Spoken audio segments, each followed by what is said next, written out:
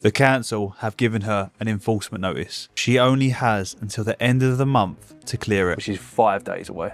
This is where we step in. A cleaner was invited to a customer's wake. Not a friend, not a neighbor. A cleaner, a guy who had shown up, pressure washed a patio, and left. Except he didn't just leave. He stayed 3 hours after the job was done, just talking, because the woman was alone and she needed company more than she needed a clean patio. 4 weeks later, she was dead. Her family called Ben and told him he had made an impact on her final weeks on Earth, that he, a cleaner from Sidcup, was welcome at her farewell. And that, right there, that is the moment this stops being a story about cleaning. What Ben Saunders built looks like a YouTube channel. It looks like satisfying before and afters and overgrown gardens coming back to life. But underneath all of that is something nobody warned him about when he started. The weight of seeing what most people never see. And once you've seen it, you can't unsee it. The wake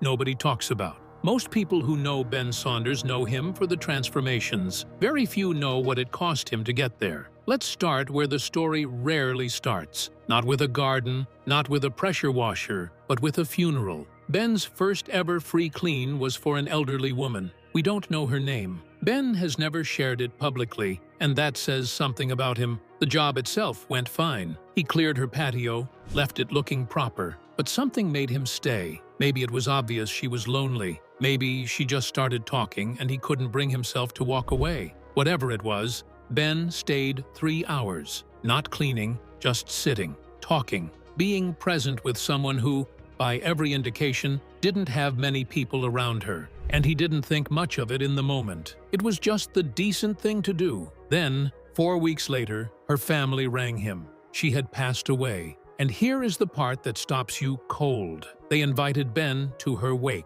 A man who had visited her property exactly once, who had spent, in total, maybe 4 hours in her company. They told him he had made a real impact on her final weeks, that she had spoken about him. Ben said in his local newspaper interview, "It's insane that it is making a difference." That one sentence tells you everything about who he is. Not, "I'm proud of myself." Not, "This confirms what I'm doing is right." Just genuine disbelief, genuine shock that sitting with a lonely woman for 3 hours could matter enough for her family to call. That's the moment that really set the direction of everything that came after. Just the quiet, unsettling realization that the need around him was deeper than anyone was acknowledging, and that he happened to be in a position to do something about it. Here's what makes that first story sting even more. He hadn't even formally launched the Free Cleanse program yet. This wasn't a flawless blessing. This was just a guy who stayed too long and cared too much, and ended up at a wake for someone he barely knew.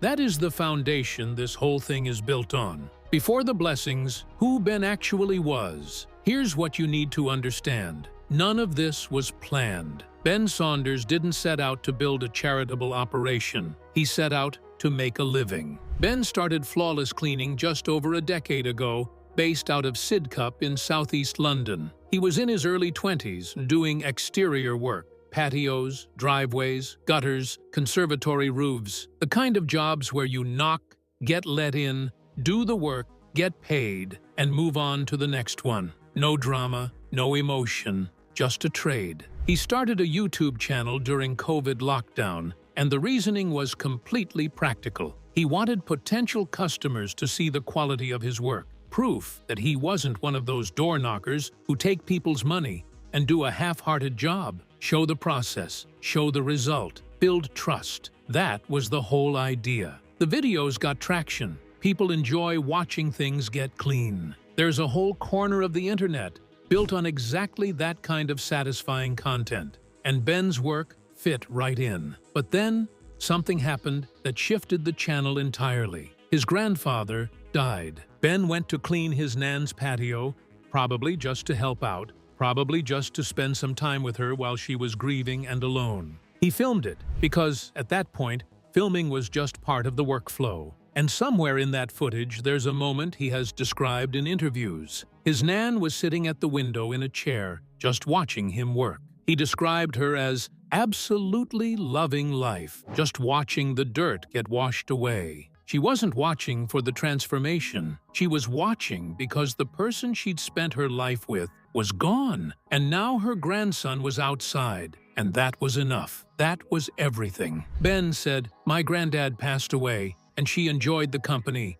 So it hit home a little, and I realized I wanted to help other people." What he did next reveals a lot about his character. He didn't file it away as a nice thought. He immediately messaged his friends asking whether their grandparents needed their patios cleaned. Word spread. Nominations started rolling in. Elderly neighbors, isolated relatives, people who needed help but had no one to ask on their behalf. In 2022, he formalized this into something called Flawless Blessings, a charitable arm of his cleaning business where he gives away a free clean every week to someone in need. By mid-2023, he had completed over 50 free cleans. Winners receive what Ben calls a golden ticket, exchangeable for a full service from him and his dad Paul, who by that point had joined to donate his own time. By late 2025, the channel had crossed 600,000 subscribers and crossed 150 million total views. The nominations flooding in were no longer from friends of friends. They were coming from everywhere. And with every new case that landed in his inbox, Ben was about to see just how invisible some suffering really is. Nick Joyce and the 4 years nobody came, a 63-year-old man, a jungle where a garden used to be, and 4 years of waiting for a system that never showed up. Nick Joyce served in the British Army. He enlisted in 1978, spent 5 years in regular service with the Royal Lancers, then 8 more years as a reservist. 13 years. And now, at 63, he's living in social housing in Suffolk with his dog, Willow, dealing with COPD, arthritis, and PTSD, and his garden has been completely impassable since before he even moved in. When Ben arrived, the weeds were 6 to 8 feet tall. The whole space was a jungle, completely unusable. Nick had submitted multiple requests to the local council to come and clear it. He had been waiting 4 years. 4 years of requests. 4 years of the system saying, yes, we'll get to it. 4 years of nothing. But here is the thing about Ben's visits that separates them from a standard garden clearance. He talks to people. He actually talks to them. And when he talked to Nick, the garden turned out to be almost beside the point. 7 months before Ben showed up, Nick's car had broken down. The factory where he worked was too far to reach by bicycle, and even if it weren't, his health made that impossible. There was no bus route. The nearest supermarket was 12 miles away. Without a working car, Nick couldn't get to work, couldn't get proper groceries, couldn't go anywhere. He was, in the fullest sense of the word, trapped, staring at the same 4 walls every day, in a property he could barely access, watching his circumstances get worse with no way to stop it. Nick himself put it plainly. It got to the point where I felt like I got knocked down, but before I could get back up, I was knocked down again. Ben and his team, his dad Paul, his uncle Paul, and community volunteers spent 2 days clearing the garden. They filled an entire skip with debris, replaced Nick's side canopy, cleaned the gutters, and built raised vegetable beds so Nick could grow his own food again. The transformation was real, but Ben couldn't stop thinking about the car. The garden was the visible problem, the one that makes for good content. But the car was the key to everything else, to work, to food, to escape, to the basic dignity of being able to leave your own house when you want to. So Ben launched a GoFundMe. He put it out to his hundreds of thousands of viewers, explained the situation, and let them decide. They raised over £11,000, roughly $14,500 from strangers who had never met Nick Joyce and never would. Ben used the money to buy Nick a blue Vauxhall Corsa, taxed and insured for a full year, and came back to deliver it. When Nick got the keys, he said he felt like a 5-year-old on Christmas morning. He hugged Ben, a proper hug, the kind that doesn't need words. But then, Nick said something that cuts through all the warmth of the moment. "I don't want to end up on the scrap heap. It's not just the money. I need a purpose." A man who gave 13 years to his country, now 63, sick, isolated, still fighting for something to get up for in the morning. Ben could give him a garden. Ben could even give him a car. But he couldn't give him back his health, couldn't undo the years of COPD and PTSD, couldn't reverse the isolation. He could only deal with what was in front of him and then drive home with the rest of it. Jim and Jean, the job that became something else entirely. Sometimes Ben shows up to clean a garden and finds something that no amount of cleaning can fix. Jim's case started like most flawless blessings. A nomination came in, Ben said yes. They arranged a date. But just before Ben and his team arrived to start work, Jim's kitchen roof collapsed. So now, it wasn't a garden clean anymore. Ben's team pivoted. They started dealing with the roof, tracking down the leak, trying to make the house safe. And while they were doing that, they got to know Jim properly. Jim is fighting terminal cancer. His wife Jean is bedbound with osteoporosis and cannot move around the house. Jim, the man who is dying, is also Jean's full-time primary caregiver. Think about what that actually means. Every single day, Jim gets up, likely in pain, knowing his prognosis, and cares for his wife who cannot care for herself. He has no days off from it. There's no version of this where things get easier. The best outcome in this situation is still heartbreaking. Ben documented their story across multiple YouTube episodes. He set up a GoFundMe with the goal of building a downstairs extension, a bedroom and wet room, so Jean could move around on one level,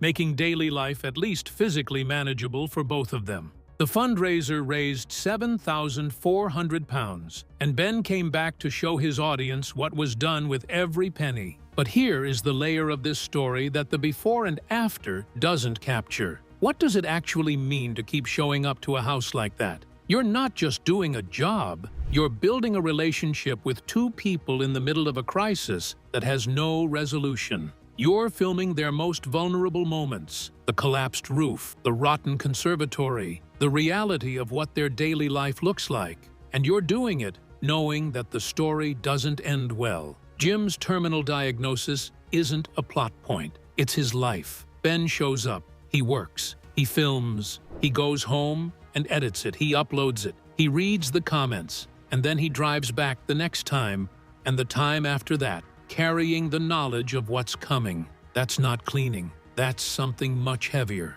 The weight nobody sees. What this actually costs. 600,000 people watch Ben Saunders transform spaces. Almost none of them see what he carries home. Here is what Ben's actual schedule looks like, based on what he's shared publicly. He works 12-hour days doing paid cleaning jobs, 12 hours of physical labor, pressure washing, hacking through overgrowth, hauling debris, loading skips, making multiple trips to the dump, in all weather. Then he goes home and edits videos every evening. On top of all of that, he does 1 to 2 free cleans per week. Not instead of the paid work, but in addition to it. He also has 2 young children. He told his local newspaper, "I have a young family, so I am trying to build a base for them, but I make sure to spend time with all of my family in the evenings." When you map out what that actually looks like, 12 hours of physical work, then editing, then trying to be present for his kids, then waking up and doing it all again, you start to understand what this operation actually runs on. It's not funding. It's not infrastructure. It's one man's refusal to stop. His dad, Paul, now volunteers alongside him. His uncle, also named Paul, helps on bigger jobs. Community members sometimes show up to pitch in on particularly large clearances. There's a small team forming around what Ben does, but the emotional weight doesn't distribute the same way the manual labor does. Ben is the one who stayed 3 hours with a woman who died 4 weeks later. Ben is the one going back to Jim and Jean, knowing what's coming. Ben is the one who drove away from Nick Joyce's property, knowing he could buy the man a car but couldn't give him back his health. He's the one who turned up to Norman's house and kept uncovering deeper and deeper problems. Rotten window frames, large holes letting in the elements, failed guttering, damp and mold spreading through the walls. Norman needed to be made watertight before winter. Ben put out another GoFundMe. He brought in companies to tackle what his team couldn't. He's the one who showed up for Sheila, 96 years old, fiercely independent, who had received a council enforcement notice because her garden had become too overgrown for her to manage on her own. A notice against a 96-year-old woman. The system's response to nearly a century of life was a formal threat. And for every person Ben reaches, there are nominations still sitting in his inbox. People he will never get to. Veterans staring at the same four walls who were never put forward. Elderly couples in crumbling homes who don't know the channel exists. The need is endless, and he knows it. His Patreon tagline doesn't oversell any of it. It just says, "Donating my time to brighten someone's day up, not their life, their day." That's the honesty of someone who has learned over and over again that showing up matters, and also that showing up has limits. What the wake really meant. Here is the part of Ben Saunders' story that doesn't fit inside a transformation video and why it matters. We started with the wake. Let's come back to it now, because it means something different. After everything you've just learned, an elderly woman, Ben's first free clean, 3 hours of conversation that weren't on the invoice. 4 weeks later, she's gone, and her family, who presumably had their own grief to carry, took the time to call a cleaner, to tell him he had mattered, to invite him to say goodbye. We don't know how Ben felt driving to that wake. We don't know if he cried. We don't know what he told his family when he got home. What we do know is what he did next. He kept going. More cleans, more nominations, more people who had been living with something heavy and invisible, waiting for someone to notice. The pattern in all of Ben's cases is the same. By the time he arrives, the problem has been building for years. Nick's garden had been overgrown since before he moved in 4 years prior. Norman's windows had been rotting long before Ben knocked on the door. Sheila's garden didn't become unmanageable overnight. Age and time did that slowly. And the council's response was a notice, not a helping hand. The suffering was never hidden. It was just unwitnessed. That's the word that captures what Ben actually does. He witnesses. He shows up with a camera and a pressure washer, and he witnesses the quiet, private reality of what happens when people age or get sick or lose a partner or leave military service without a safety net, and the world around them simply moves on. He makes it visible. And because he makes it visible, strangers across the world, people who have never been to Sidcup and never will, reach into their own pockets for someone they've never met, because Ben made them see. 600,000 subscribers, 150 million views, hundreds of nominations coming in from people in genuine need, more than he could ever reach, even working every day of the year. That's the heartbreaking part. Not that Ben failed.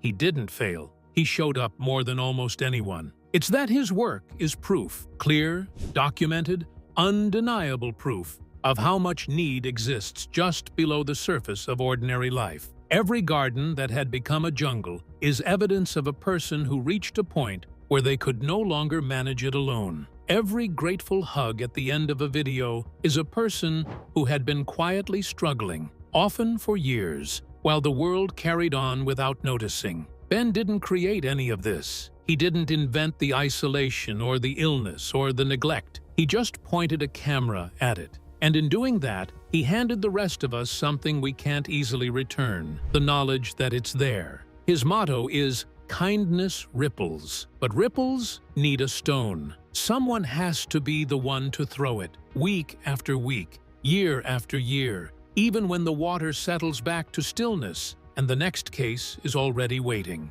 Ben Saunders keeps throwing, and the weight of that, the weight of seeing what he sees, of carrying what he carries, of knowing he can brighten someone's day but not fix their life. That is what makes this story not just inspiring, but heartbreaking in the most honest way possible. What are your thoughts about Ben Saunders? Share with us in the comments. If you enjoyed this video, be sure to like and subscribe to our channel. For more interesting stories like this, be sure to click on the next video that pops up on your screen. You never know what you'll discover next.